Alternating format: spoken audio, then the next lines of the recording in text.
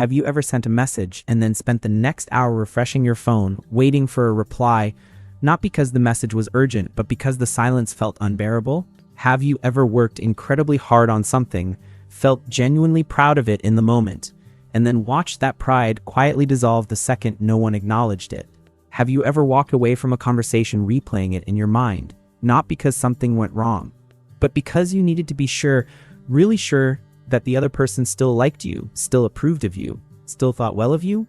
If any of that sounds familiar, then what we are about to explore together is going to matter to you deeply, because what you are describing is not insecurity in the casual, dismissive way that word gets thrown around. What you are describing is a psychological pattern, one with real roots, real consequences, and a very real path toward healing. Validation seeking is one of the most human things that exists.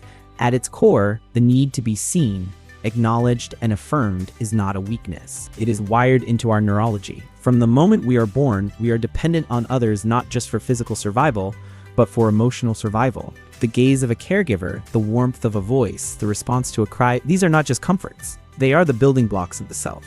When someone sees us and reflects back that we are good, that we are loved, that we are enough, we begin to construct an internal sense of identity. This is called mirroring in developmental psychology, and it is as essential to emotional growth as food is to physical growth. So the need for validation in its original form is not pathological, it is foundational. The question is not whether you needed validation. Every human being did. The question is what happened in those early years when you went looking for it and what you found, or did not find, when you did. For many people who grow up to become chronic validation seekers, the early emotional environment was one of inconsistency. Perhaps the affirmation was there sometimes when you performed well, when you were agreeable, when you made someone proud, but absent at other times, when you failed, when you struggled, when you simply needed to be held without having earned it. Over time, the developing mind draws a conclusion from this inconsistency, not in words, but in felt experience. Love is conditional. Approval must be earned. My worth is not inherent, it is decided by others. And from that conclusion, a strategy emerges. If approval is what determines my worth, then I must seek it constantly. I must monitor it. I must never let it slip too far out of reach. This strategy, once again, is not weakness. It is intelligence adapting to an environment. But like all early adaptations, it does not automatically update when the environment changes. It follows you into adulthood like software running in the background, consuming energy, shaping decisions, influencing relationships long after the original conditions that created it have passed. In adult life, chronic validation seeking wears many faces, and not all of them are immediately recognizable. On the surface, it can look like ambition working relentlessly, achieving constantly, always raising the bar. But underneath, there is a quiet desperation driving that ambition, one that whispers, if I achieve enough, if I become impressive enough, surely I will finally feel like I am enough. The achievement arrives, the praise follows. And for a brief, luminous moment, it does feel like enough. But the feeling does not hold. It dissipates faster than expected, and the hunger returns because external validation was never designed to fill an internal void.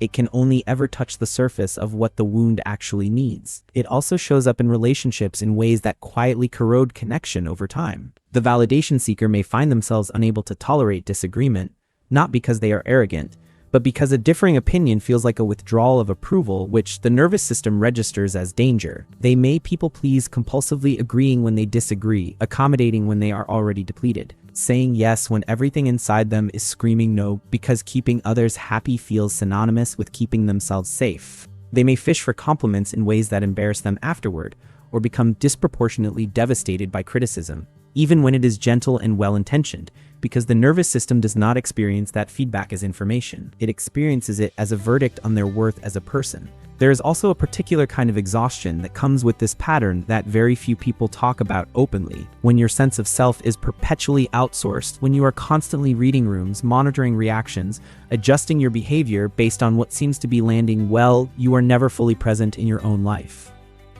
You are always watching yourself from the outside through imagined eyes of others, asking, how am I doing? Is this okay? Am I okay? This is not living. This is performing. And performing, no matter how skilled you become at it, is a profoundly lonely experience. Because even when the applause is loudest, the performer knows that what is being celebrated is the performance, not the person behind it. And this is where the deepest wound reveals itself. Chronic validation seekers often carry a painful secret. They do not actually trust the positive feedback they receive. Compliments feel hollow or suspect. Praise feels conditional.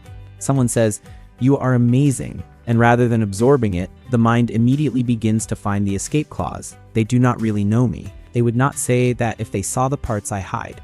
This is only true right now. I have to keep earning it. This is not ingratitude. This is a symptom. It reveals that the real issue was never truly about what others think. It was always about what you believe deep down, beneath the seeking and the performing and the monitoring about yourself. That belief, in its rawest form, is usually some version of, "I am not enough as I am. My worth must be proven repeatedly through the eyes of others." And no amount of external validation can dismantle that belief from the outside, because the belief does not live outside. It lives within, and that is where the healing must begin. Healing from chronic validation seeking is not about becoming indifferent to others' opinions. That is neither healthy nor possible.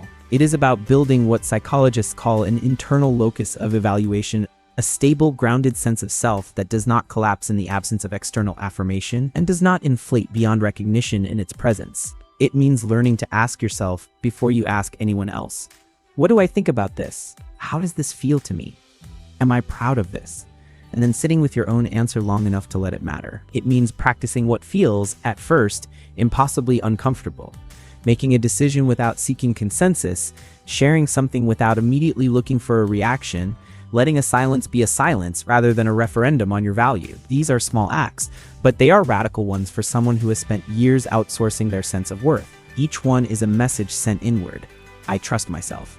I am allowed to be the authority on my own experience. It also means doing the tender, necessary work of grieving what you needed early on and did not receive, not with bitterness, but with compassion for the younger version of you who learned that love was something to be earned, and who became so skilled at earning it that they forgot they were allowed to simply receive it. That child was not wrong to seek. That child was responding to a real and painful gap. The work now is to fill that gap from within, to become, for yourself, the consistent and unconditional source of regard that you spent so many years searching for in others. You are allowed to exist without performing. You are allowed to have a bad day without it meaning something about your worth. You are allowed to be imperfect, unknown, unacknowledged, and still be whole. The most profound shift you will ever make is not the moment someone finally tells you that you are enough. It is the moment you decide quietly, firmly, and with great love for yourself that you already are. Sonnet 4, 6 Low.